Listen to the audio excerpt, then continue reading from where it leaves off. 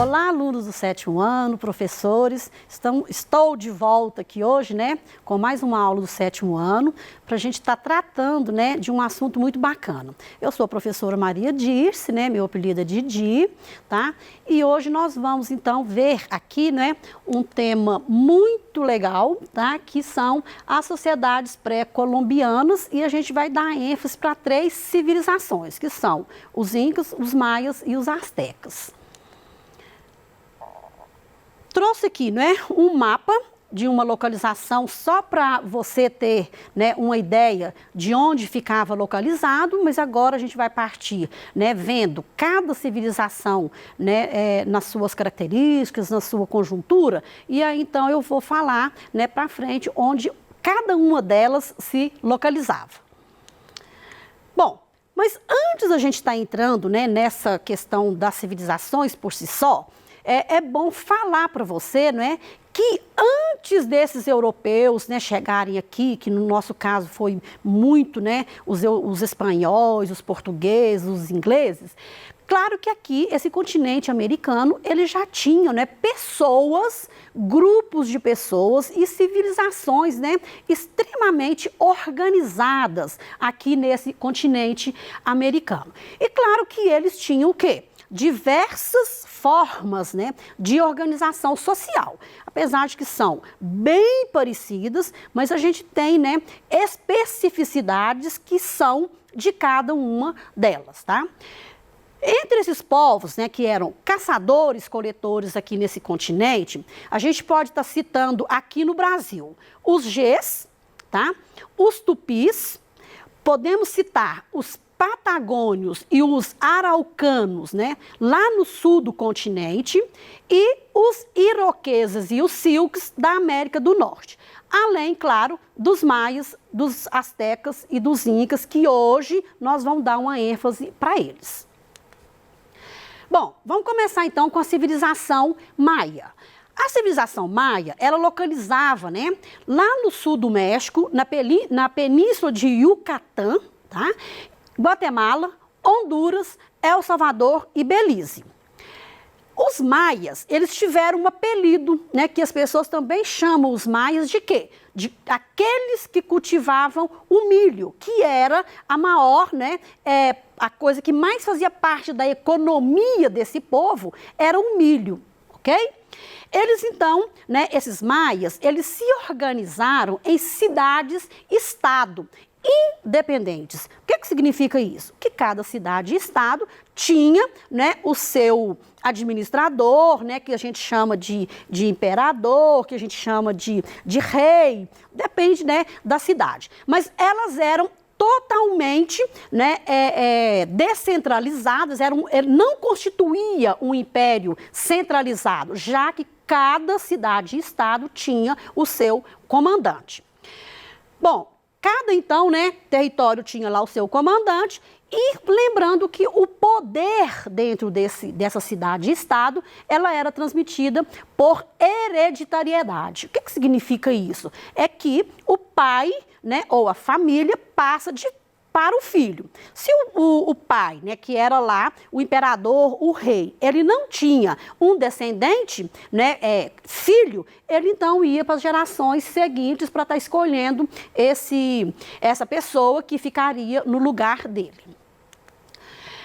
A economia maia, então, como eu falei, ela era baseada na cultura do milho, mas é claro que ela tinha outros produtos, porque uma civilização, ela não vai sobreviver com um único tipo de produto, alimentício.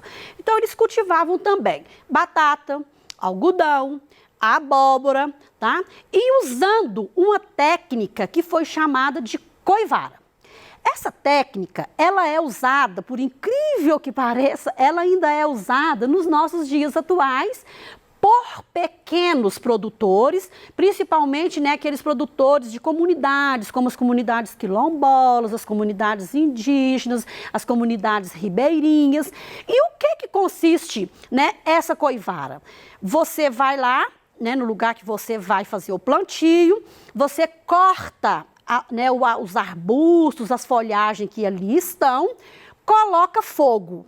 Esse fogo, né, claro que ele vai estar limpando essa área onde né, as pessoas querem fazer o plantio, e aí a cinza desse fogo, ela servia de quê? Serve, né, de adubo, né, para fazer o plantio e ali colher muito. Só que tem que fazer uma ressalva. Essa coivara, ela de certa forma, né, claro que ela degrada, tá, muito a paisagem, porque se eu queimei, ela vai levar muitos anos para ela estar se reabilitando. Então, de tempos em tempos, quem trabalha com o processo de coivara, a terra precisa ser, né, modificada, eles têm que mudar de locais para essa terra ser descansada. Bom, o comércio deles, eles não utilizavam moedas, eles não conheciam as moedas, portanto, então, o comércio deles era só na base de trocas de mercadoria. O meu excedente eu trocava com o meu vizinho, né, com as pessoas que moravam ali próximo e assim sucessivamente. Bom, a sociedade maia é uma sociedade totalmente estamental. Quando a gente fala estamental, é uma sociedade que não tem mobilidade. Se eu nascesse, né, filha do chefe lá do governo, eu estava super bem, porque eu estava lá no topo da pirâmide. Mas também, né, infelizmente, se eu nasci aqui pobre, camponês, ou próprio comerciante, eu permaneceria naquela pirâmide para sempre, dentro da sociedade, né, maia, que era totalmente hierarquizada, tá? Aí nós vamos aqui, então, né, vocês viram lá que no topo da pirâmide estava o imperador. Aqui, debaixo, né, vem os nobres, que quem seriam esses nobres? A sociedade maia, nós podemos falar que ela era uma sociedade totalmente estamental, sem mobilidade, que isso quer dizer o quê? Se eu nascia pobre, eu morreria pobre. Eu não tinha condições de estar subindo nessa hierarquia, né, lá da sociedade maia. Se eu nascia rico, eu continuava lá no topo. Se eu nascia pobre, eu ficava lá no pé da pirâmide mesmo, tá? Bom, os nobres, então, foram, né, aquelas pessoas que ocupavam os cargos administrativos e que faziam partes dos grupos guerreiros do Estado. Os nobres, normalmente, eles ficavam, né, dentro do palácio, ali naquela questão de administração do palácio, trabalhando diretamente para esse imperador, para esse rei. E já os guerreiros, eles faziam a defesa do território maia. Os sacerdotes zelavam pelos cultos, tá? E era, né, dentro da cultura maia, esses cultos, né, eles tinham tanto sacrifícios como oferendas. Eles poderiam estar oferecendo animais para esses deuses e poderiam também usar de sacrifícios, inclusive com sacrifícios, né, humanos. Além disso, esses sacerdotes também, por ter um conhecimento maior do que o resto da população, eles se dedicavam às artes e às ciências. E a astronomia foi a ciência que eles mais estudaram. Os artesãos e os comerciantes, que está lá, né, já mais para baixo na pirâmide, eles exerciam atividades muito importantes, né? Por quê? Porque eles é que mantinham as instituições da economia maia. Os camponeses cultivavam as terras e faziam as obras públicas e os escravizados, né, eram os prisioneiros de guerra. A cultura e a religião.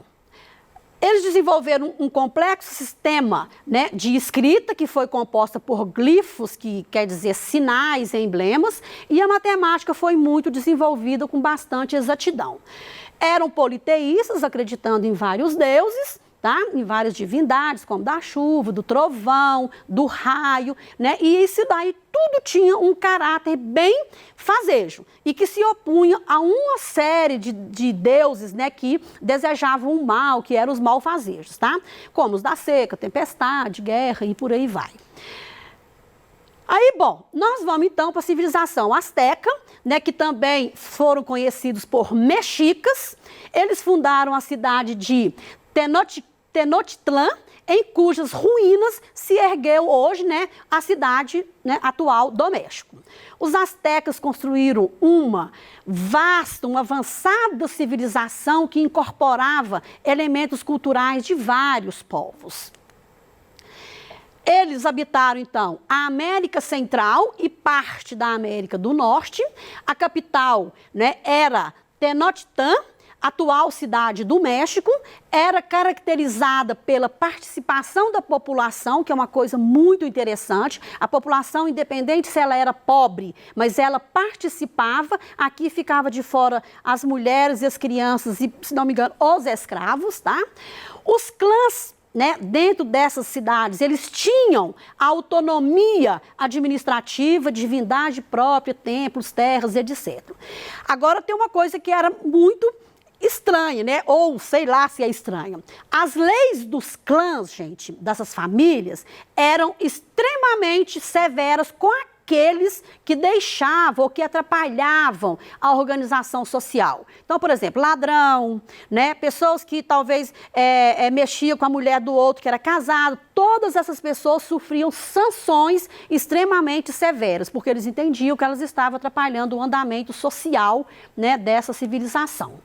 A pirâmide está aqui, então, né, em cima, o imperador e nobres, camponeses e artesãos, e lá na ponta, os servidores e escravizados. Também era uma sociedade totalmente estamental, sem mobilidade. O imperador comandava o exército e a sociedade, os nobres eram os chefes guerreiros e os altos funcionários lá do palácio, os camponeses e artesãos eram a massa trabalhadora e que pagava impostos, e os servidores escravizados eram aqueles que ficavam lá embaixo da pirâmide e que pertenciam a povos que eram submetidos, subordinados ao imperador por alguma situação de advertência, alguma coisa que fez errado, os delinquentes comuns e os prisioneiros de guerra. Vocês estão vendo que as pessoas escravizadas naquela época foi uma escravização totalmente diferente da escravização da Idade Moderna, tá? A economia também baseada no milho, mas trouxe outras coisas como o mamão, trouxe o pimentão, o cacau, né, e outras coisas mais. O comércio era bastante desenvolvido e praticado com outros povos, tá? Com outras comunidades que ficavam próximas ali. Usavam a semente de cacau como moeda, porque também eles não tinham moedas próprias. E comercializavam tecidos, papel, borracha, ervas e outros produtos mais. A religião também era politeísta, isto é, acreditavam em vários deuses, cultuavam vários deuses, tá? E esses deuses representavam sempre também, né, ligados à natureza, como o sol, os animais, a noite, o dia, a sabedoria, a chuva, tá? A terra, etc. Também aqui havia sacrifícios humanos, né? E uma coisa que me chamou muita atenção foi essa questão aqui, né? Que dentro desses sacrifícios humanos, para homenagear, né, o Deus da chuva, eles pegavam crianças e levavam para o alto de uma montanha, tá certo? Né? E deixava aquelas crianças ali sozinhas, ok?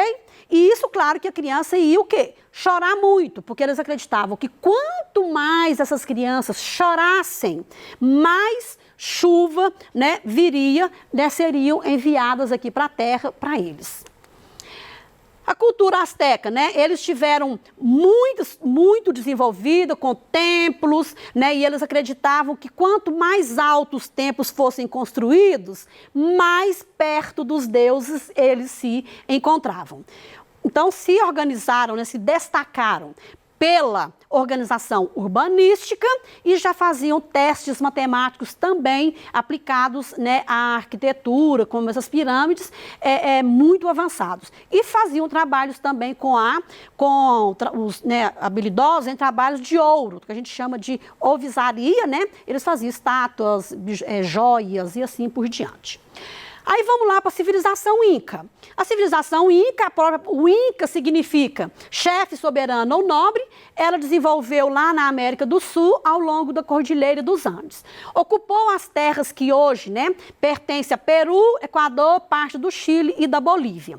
Conquistaram um vasto território, E eles usaram uma forma interessante, porque eles promoviam os casamentos entre as pessoas, né, de um território com o outro, para estar aumentando o seu próprio território. Eles faziam isso e às vezes também de promessas de estar dando território para essas outras, né, para essas outras pessoas, e aí então eles foram aumentando esse território deles cada vez mais. E lembrando que o Inca era o chefe civil, militar e religioso do Estado. A monarquia que era hereditária, tá? Também passava de pai, né, para filho. A capital do Império Inca foi Cusco, cidade onde vivia o Inca, que também podia ser chamado de Sapa Inca, que foi o governante absoluto. Também eram politeístas, adoravam diversos deuses, sempre também ligados a elementos da natureza, como o sol, a lua, o rio e assim por diante. As divindades recebiam oferendas, inclusive sacrifícios humanos. Então, vocês podem notar que as três civilizações, todas elas, né, a forma deles adorarem os seus deuses não tem muita diferença entre uma civilização e a outra. A sociedade aqui também era fortemente estratificada. Eu diria que das três civilizações talvez seja a sociedade Inca que é a mais estratificada mesmo, que você não tinha condição mesmo de sair daquela situação que você nascia, tá? O imperador, né, que era o chefe mesmo, ele era dado que ele era o filho, né, do Deus Sol. Os nobres e sacerdotes ocupavam os cargos religiosos, administrativos, né, e de chefia militar, tá? Os artesãos e comerciantes eram os ourivos, os marceneiros, pedreiros, etc. E claro que lá no pé da pirâmide, a gente tinha os camponeses, que eram os trabalhadores do campo, e os escravizados, que eram, infelizmente, os únicos que pagavam, né, impostos aqui, tributos para o rei. A economia inca também era baseada na agricultura, tá? Mas eles também tiveram outros produtos como a mandioca, milho, algodão, batata, amendoim. A lhama, né? É um animal que servia de transporte, fornecia couro, esterques e carne e também lã. Aí esse pessoal inca, então, eles desenvolveram o quê? A tecelagem. Tá? Praticava irrigação com a construção de tanques e canais, e o comércio também era realizado, né, com a base de troca, porque eles também não tinham moedas. A cultura inca foi extremamente importante e desenvolvida, porque eles conseguiram, inclusive, fazer túneis, pontes, e eles, né, não tiveram escrita. Tá? É a única civilização, né, que não teve escrita de forma nenhuma, foram esses incas. Tá? Eles mostravam tudo, então, através das histórias, que é a oralidade, e através de desenhos. E a arte funerária mostrava-se através de máscaras e nos seus ritos, né, nos seus rituais. O Império Inca, então, ele chega no fim, lá no final do século XV, quando, né, chega lá os espanhóis, tá, gente? Os espanhóis chegaram, então, o imperador, no momento, era o imperador Atahualpa, ele foi executado. Após sua morte, eles se refugiam, né, nas montanhas, mas lá ele foi capturado, e aí o último líder deles, que foi o Tupac Amaru, foi morto nessa emboscada. A nossa aula chegou ao fim, mas nós vamos dar continuidade, né, nessa aula aí nas próximas semanas. Eu espero que vocês tenham gostado, aproveitado. Aí, enquanto isso, fiquem em casa e até breve.